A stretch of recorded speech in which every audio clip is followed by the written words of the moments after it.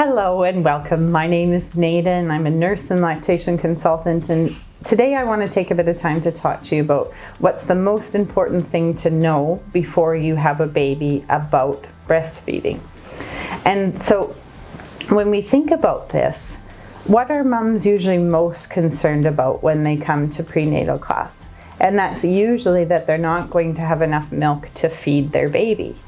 And this is understandable because almost everybody knows somebody who didn't have enough milk to feed their baby. So it's a very valid concern that people come with. What we know now that gives us so much more information is that our body actually is always working with us in order to keep us alive.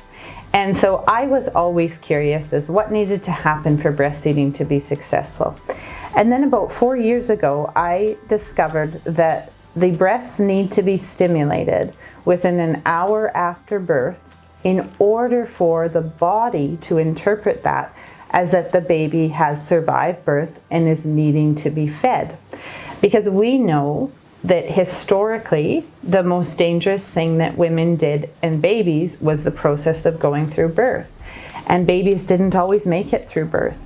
And so historically, when resources would have been scarce, the body would not have worried about making milk production if it didn't sense the baby at the breast. It would put all resources into keeping the mother alive. And so thankfully, in the last 100 years, we've had all these advances in safely getting babies here. We have C-sections, we have all sorts of miracle things that obstetrics can do. However, all the things that we do to safely get babies here sometimes confuse the body about baby being here and needing to be fed. So knowing that the breast needs stimulation to prioritize milk production, if we have, say, a baby that's born too early and has to go to the NICU, that baby doesn't get to go on the breast and do the stimulation itself. And so what we need to do is have everyone prepared that if there's separation, if baby's even just tired from being born, that the goal of that first hour is to make sure that the breasts are stimulated. It is even less so about what we harvest in that hour for colostrum production, but the important message is that we need to tell our bodies, even though you don't feel baby physically here, baby's here, healthy and really ready to be fed. And when they studied this, what they did is they took two groups who everyone's babies had gone to the NICU, so nobody got to have their babies on their chest. And one group started hand expression in the first hour, and the second group started hand expression in the 2nd to 6th hour after delivery of their placenta. And the group who started in the first hour had more milk sooner and was able to harvest a lot more colostrum on that time.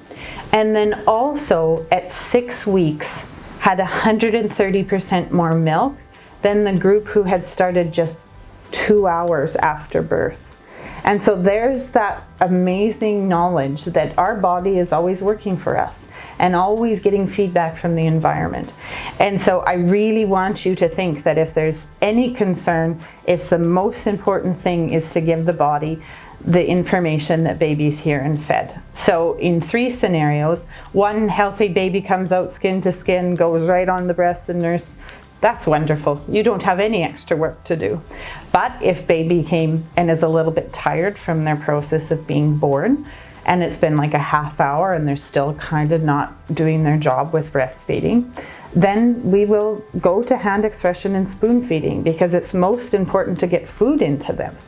And then that also stimulates your breast. Third scenario where baby is separated from mom, so think C-section or NICU, it's very important to do as much stimulation as you can. So if you're very not well yourself, that might be just massaging over your clothes and telling your body, my baby is here needing to be fed. But this can make such a difference in the breast milk that is available for you and your baby.